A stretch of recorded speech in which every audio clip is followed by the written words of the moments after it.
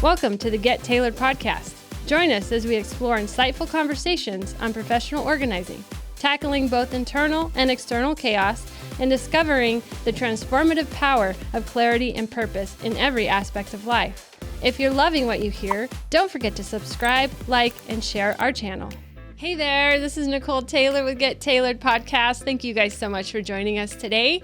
I am so excited to introduce you to Kelly Sevier. She is a therapist with Inner Light Counseling.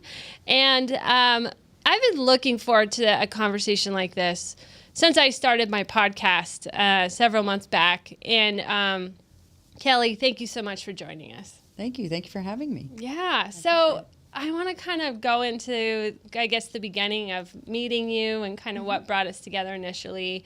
I had a client several months back who, was on the extreme side of hoarding situation. And I definitely understand the psychosis behind it, being that, I've been around it and been working with this type of client for several years. But my premise is rather with the physical aspects of the hoarding situation and not necessarily the mental capacities.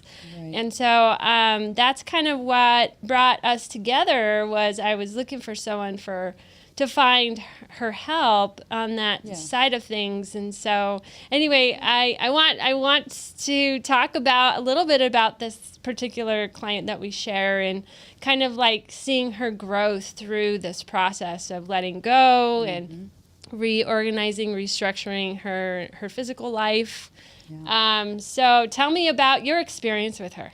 Yeah, so thank you. And we did meet through your mutual friend. Oh, yes. And we found that there was so much overlap in what we do. Yes. You're seeing the physical manifestation of the underlying causes, which is usually anxiety with hoarding. Yep. And in this case, there was some extreme anxiety and wanting to hold on to things. But there was also a disconnect, not really seeing what was going on around this person. And I'm assuming that's pretty typical in your work, where they just sort of say, it's not that bad. Right. Well, it's a lot of shoving it under the rug. Yeah. Does that make sense? It does, yes. And they don't want to see they don't want to see the elephant in the room. Yes, and I think what really brought this to my attention before I met you, when I first met the client, I started realizing, like, this is much bigger than her and much bigger than me. Like, I felt like I can help her with the physical stuff, no problem. But there's a sense of deepness here. Right. And maybe roots that are grounded in something other than what I can see. So, it's all about uprooting and trying to find the genesis of how and why and when this all started. And I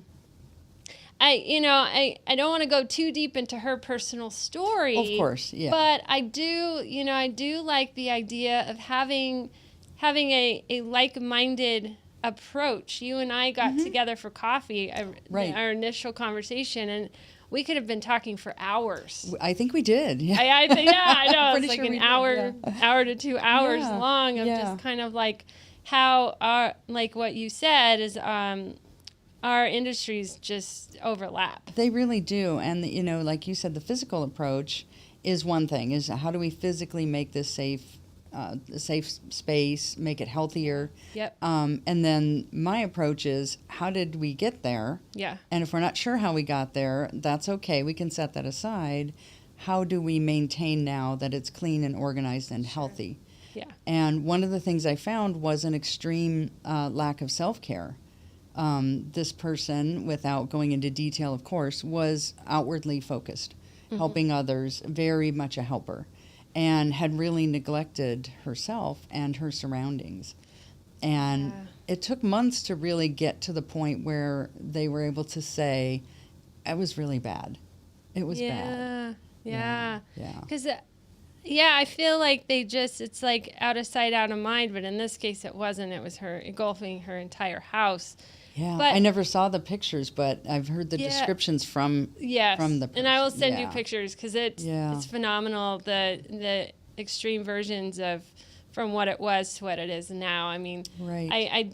she probably even mentioned like she went through a whole remodel of her home and Yes. just kind of Yes. completely changed. Like it looks like a completely different house. Like Yeah, she has shown me around because we do telehealth. oh yeah. And so she has shown me the home, and I'm like, wow, your home is beautiful. Yeah. And she's very excited about it. Well, I think because she takes pride, right? Yes, yes. And I think that's a kicker. That's a key to change, to quality change, Right. and real change is when you actually start taking ownership and pride Yeah. into something that you are changing in your Yeah. life. Right, And I right. feel like that is like maybe a part of just the transformation process. Sure. Yeah. In that, I think you're onto sure. something there. Getting that buy-in, whereas before you're defensive and you're saying it's not that bad.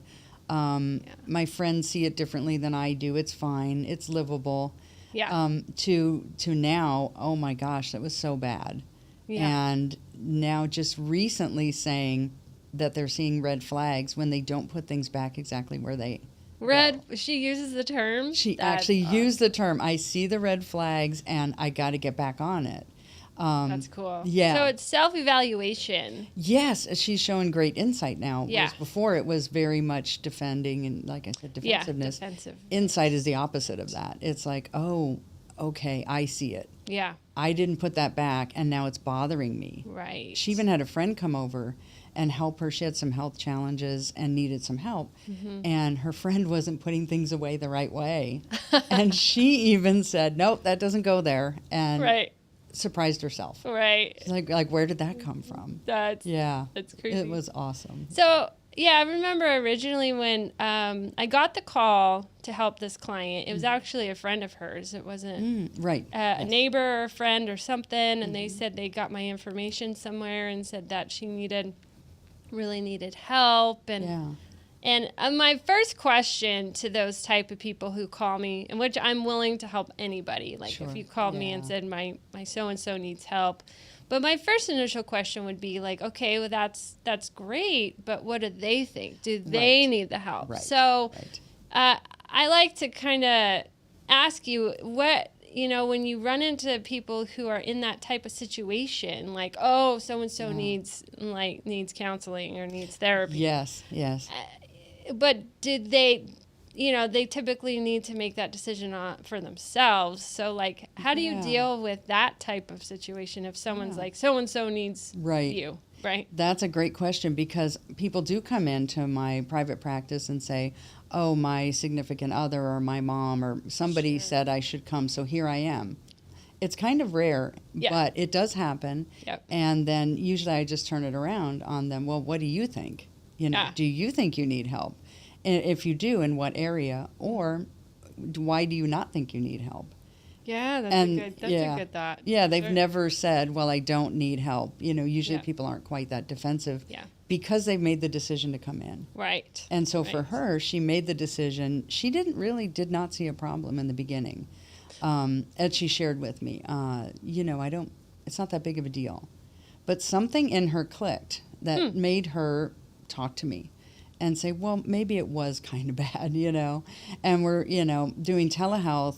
She was outside a lot because they were cleaning out initially and then the remodel. So it was a lot of that process. Yeah. But the realization, I think, came pretty quickly for her. She's very bright, very insightful. Yeah. And So like I said, She kind of surprised me too, because when I first met her, went to her house for the first time, and her friends were there, those who kind of initiated our meetup.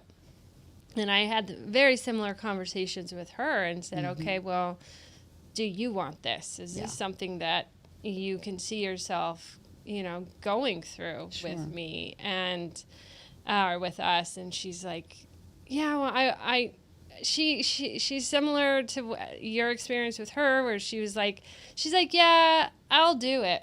But it wasn't like she needed it or she felt super impressed to do it. Does that make sense? Yeah. So, There wasn't that inner drive to change. And change is difficult. When we talk about habits and habit formation and habits we don't even know we formed. Right. Neglect is a habit that we Right. don't think much about, where we just put it on the back burner Right, and just kind of avoid it. This Yeah. avoidant Yep. kind of mentality. And let's go into that a little bit. Sure. So do you find that some of your clients, they, deal with the difference between like habit formation and dealing with having bad habits and like, okay, well, this, they know. So for instance, smoking, right? It's Right. a bad habit. Yeah. Like, and really it's initiation of smoking, not the actual smoking itself. It's Right. like certain scents kind of The whole make ritual. you, yeah, like a ritual, like yeah. get up and have your morning coffee with a cigarette. Right.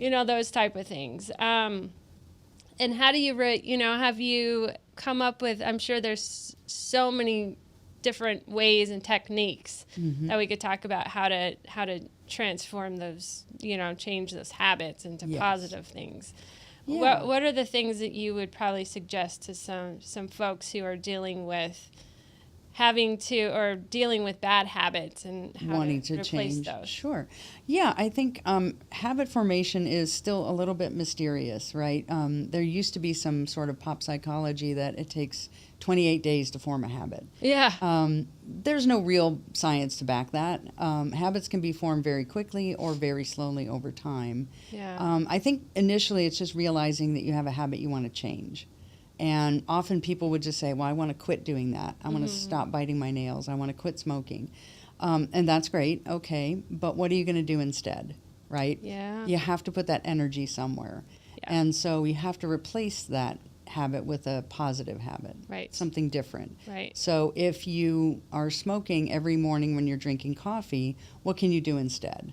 And so can you see yourself getting up and getting coffee and not smoking? So where does that energy go? Do you go for a walk? Do you take the dog out? Do you, scroll on your feed?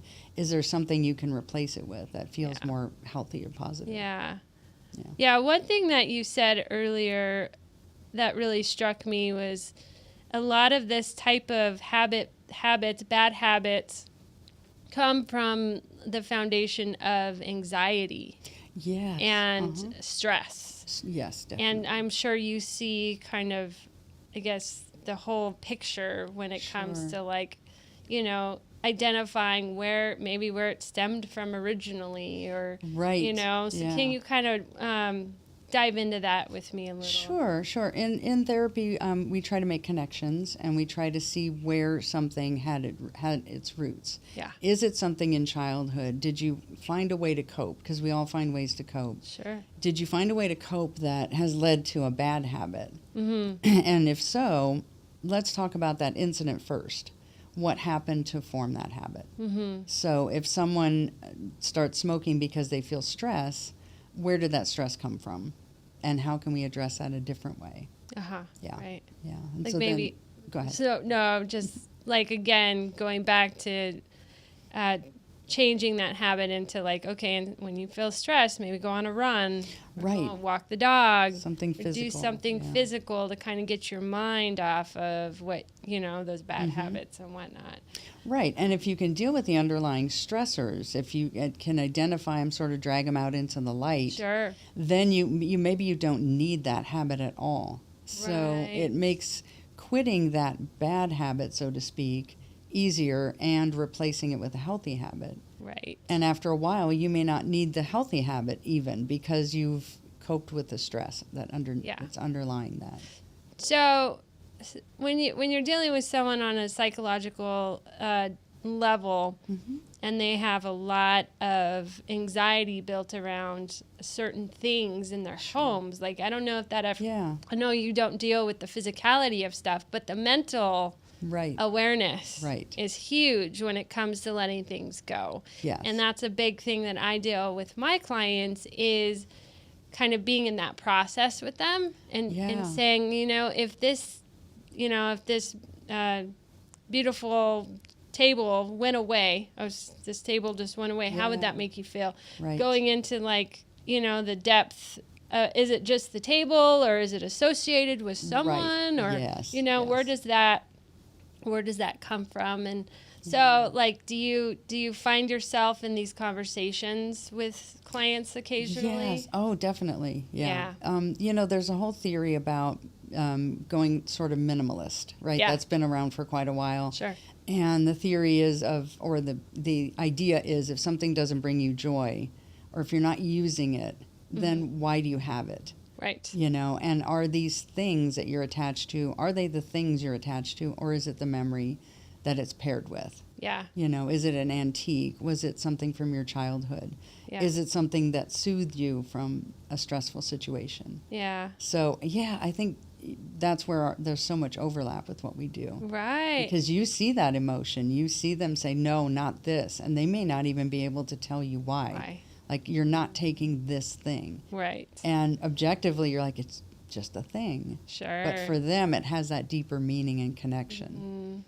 Yeah, there's an association connection between some things that we own and ourselves, and we almost identify ourselves with them so deeply that Exactly. if you take that away from me, you're taking a piece of me with it. Right. And it's just right. like, how do we get to the point of disassociating ourselves with our things? Right. And coming down to the practicality of them, the Mhm. functionality of them, Yeah. and their purpose in our lives, right? Yeah. There's people who collect things. Mm-hmm. So they Sure. have collections of Chinaware or collection Right. of, all kinds of things. And Sure, so it's sure. like maybe that stemmed from their childhood, Yeah. collecting one thing. And then before you know it, they're in their 30s or 40s and they have a million of them. Right. Yeah. Right? And so And it's everybody like, buys them those things yeah, for Christmas and gives them gifts. and before you know it, you Yeah. have like an entire house full of this Right. item, which is okay. But I think when I work with my clients and I kind of start to think about the reality of things, it's like, okay, think about your life now compared to where it was, right? When you started this collection. Sure. Yes, you're really passionate or very into this, but is it adding value? Because if Right. it is, then so be it. But if it isn't, and it's actually starting to make you feel a certain way or make you feel like you right. can't live in your house, Right. Your collection lives in your house, not you. Yes, Yeah, yes, right. yes. That would be a good title for a podcast, actually. Right. I need to consider that one. But anyways, yeah. So I could see that. how do you talk to people about kind of something really important to them? How do they kind of shed it lightly? Does that make sense? No, that does make sense. I think it's part of identity. So is your collection, is this part of your identity? Mm-hmm. And so what purpose is that serving? Are you known as the collector of the thing? Yes. Or, what part of your personality is being expressed through that? Mm-hmm. And so I think you probably see that a lot where Sure. people really hold tightly on to something and they may not even be able to tell you why. Right. Right. In therapy, we can really dig into that. Like, well, when Yeah. did you start? Was that something important to you? Why was it important? What was going on in your life? Sure. Did grandma give you your first piece of that collection and then it just grew from there? Yeah. Can you still hold on to the memories of grandma and those Right. good feelings without the things? Right. We all have to get rid of things eventually. I'm constantly going through my own things and saying, I don't need all of this stuff. Who can Yeah. I donate this to? Right. Who can I give it to? Right. But if it really, every once in a while I would come across something, it's just this object I want to keep. Yep. Yeah. So I want to go to the opposite extreme. Sure. So I don't know if you've ever Yeah. dealt with you do deal with OCD behaviors and compulsiveness and people who are just anxious about having things perfect. Yes. Okay. Minimal. Sure. Don't touch that lamp or Right. We live in a museum. Yes, Yeah, yes. right, Nothing. right. You can't touch anything Right. or I'm going to lose it. I mean, have you dealt with any of those type of behaviors? I have. That's the perfectionism where everything has to be just so. Right. And what it does is it restricts you from living freely. Yeah. You're sort of a slave to the routine, to the order of things. Yeah. And it usually stems from a feeling of control. Like, this is how I control a chaotic world, right? This is my piece of the world I can control. Yeah. Yeah. Yeah, I bet that stems from the lack of control. So, like, Definitely. when you're Sure. a child, Sure. and so maybe you feel restricted and you feel, Right. confined. And Or you so- have to be perfect. Or you have to be a certain way. Right. I've seen that too, where, Yeah. you have to always present a certain way. Right. And so this is how you are a good person. Right. People will like you if you are always perfect, Right. which is impossible. Yeah. So it's like trying to live up to those standards, Yeah, or those type of, I guess, mindsets. Right. It's difficult because there's always an extreme version of another, right? Right. Yes. There's always the white and the black, black and the white, and Yeah, that's a really good point. Is Yeah. is getting people to embrace the gray, right? And love it. we live in that. Yeah. Most of us live in the gray because everything is. You can see things from different angles. Sure. But very black and white thinking Yeah. feels very safe to a lot of people. Yeah. It's like, no, Yeah. it's either good or bad. It's right or wrong. Because, well, it brings consistency, and it brings, like, what's another good word for that? They're comfortable with it Comfort, because yeah. they know what to expect, Right. right? It's And easier. It's Yeah. easier to manage. Yes. It's easier to control. Yeah, exactly. You know. It simplifies a complicated world. Yeah. Yeah. It could go to extremes. This person's good, this person's bad. Yeah. This group is good, this group is bad. Yeah. Yeah. Yeah. Yeah. So going back to that thought of, like, learning how to live in the gray, learning how to not be an extreme version of anything, and kind of Right. just living life comfortably Yeah. on not just your terms, but in the consideration of anyone involved too. Like Sure. that, it makes sense that certain clients who live on their own, who don't have anyone to care for or take care of, Right. you run into, like what our client was previously, those type of situations and circumstances when there's no one else around. Because there's no one else to, outside of certain friends maybe, Sure. really there to kind of dictate. To or, check things. Yeah, Yeah. exactly. Right. Yeah. Right. That's a really good point. I think you probably see that a lot where people Yep. just say, it's fine. They can close their door. They don't have to let people in. Right. And right. it's just their world. It's their world, and no one has to interfere or intervene. It's I see that time and time again. I mean, I don't always just deal with hoarders or people who have an extreme version of this problem. Sure.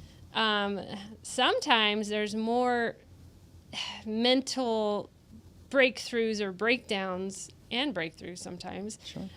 with people who are just in the gray because they don't have a concrete idea of what their life should look like. Does that make sense? Yeah, sure. So it's sure. kind of like They're searching for they're some kind of still order searching for something more, I guess. Yeah. Or in some cases less, because some people think that they have, like, in my opinion, and I've seen what extreme is, and I've seen what minimalistic is, Right. and then seeing someone kind of in the middle, and they still have problems. So how do we deal with that? What is your It's funny that I thought about that. They could go the other way easily, right? So a person who is hoarding, for example, I know that's not all, but let's say they're hoarding and then they get rid of kind of everything. Yeah. And then they're afraid to have anything out or out of place. And then it becomes more that OCD-like behavior where it's like, I have to control myself. I have to control this environment now. I was not controlling it. I neglected it for so long, and now I'm going to really double down. Yeah. So we have to get them to relax into some middle ground, right? Absolutely. Yeah. I think that's super important because it's like they don't want to be so meticulous about it and so religious about it where they're starting to feel like they're becoming like the extreme version of what they used to be. Their exact opposite. Right. And that's not healthy either. That's not healthy either. Yeah. That's where we have to get underneath and say, well, where do you think this came from? Why do you think you let it get this way? Sure. Can we get those questions answered? Yeah. Or at least get in the area Yeah. so that we know, are we an extreme, do we just bounce from one side to the other? Or where can we meet ourselves in the middle and just kind of go, all right, it's okay Relax. if I have a magazine out that I'm reading. Right. Or a book on a table that doesn't go there necessarily. Yeah. Without fear of now there's going to be 25 books on the table and Sure. everything's a mess again. Sure. Yeah. Yeah, I mean, being an professional organizer and kind of seeing the ins and outs of several different lifestyles in people's homes and stuff. And I get to the point where I'm not perfect. If you go into my house, yes, I have less stuff. I would say I have less stuff. I could count how many pairs of shoes I have and, those type of things. But that's not, is it in perfect order? No. Like, Right. are my shoes aligned and color coordinated? Right. No. Like, that's unrealistic Right. for me. Yeah, right? I wouldn't be able to But maintain is someone that. going to come in and critique my closet? No. No. And would I let them? Maybe. I don't know. I don't Have at care. it. No, right. I don't care. Yeah. Like, you could, you can go into my closet and critique it if you like. Sure, but, sure. what's the point? Yeah, So, like, yeah. the same thing with my clients is, like, if they open up their door to me and say, I can't find certain things, or I'm dealing with Right. the mental struggle of just having so much clutter, this and that. And Right. so, how can I alleviate that and get them to a place of just being able to see clearly in their Yeah. own homes? Yeah, Right? that makes me think about when they can't find something and then they buy another, Happens often. right? And so Yes. then you have like 25 pairs of scissors or something, and then Oh, yeah. you can't find any of them. Yep. And that leads to another problem, right? Because Oh, now you're yes. overspending, you're not budgeting your money, you're not managing things in a healthy way. So it overlaps in other areas of the Sure. life, right? Yeah. So exactly. It's like, well, I knew I bought a crock pot last year, but I can't seem to find Right. it, so I'm just going to go out and buy another one instead of trying to look for it. Right. So like there's those type of things. It's like I have another client. She's like, I have 2 of each appliance. Wow. Like kitchen appliance, like Yeah. 2 blenders, 2 this, 2 that, 2 this, da da da da. I was like, well, did you maybe have another house that you had the? No, I just always had 2. Wow. In case something breaks, I like trying to like Right. Is it a identify. backup? I know people that do backups. 'Cause backups, it's like- it's fear. It is. It's Sure. fear of not having, right? And so that's also stemmed from the possibility of not having enough as you grew up. And Yeah. so we know kind of where that comes from. And so Sure. it's just really interesting to me how people are very similar and like-minded in the fact that they need more than one thing at all Right. times Right. to feel, To like feel you said, safe. Right. Yeah. I think it comes down to safety, security, it comes Sure. down to these basic feelings that we all have in Right. certain circumstances. But Yeah. I would say, what is the one client that you know, no specifics, but like, what is the one client circumstance or situation that just really floored you and kind of just inspired you? Wow, that's a great question because I do take inspiration from my clients, definitely. Sure. I think it's so brave to come in and talk to a stranger Yeah, about really deeply personal things. absolutely. So it's really hard to pinpoint. There are people with lots of trauma that are, willing to come in and face that dragon, So it's hard to say. I would say our shared client is very inspirational because just coming from being such a giving person and not wanting to give to themselves and now learning and taking joy in giving to themselves and really enjoying that process.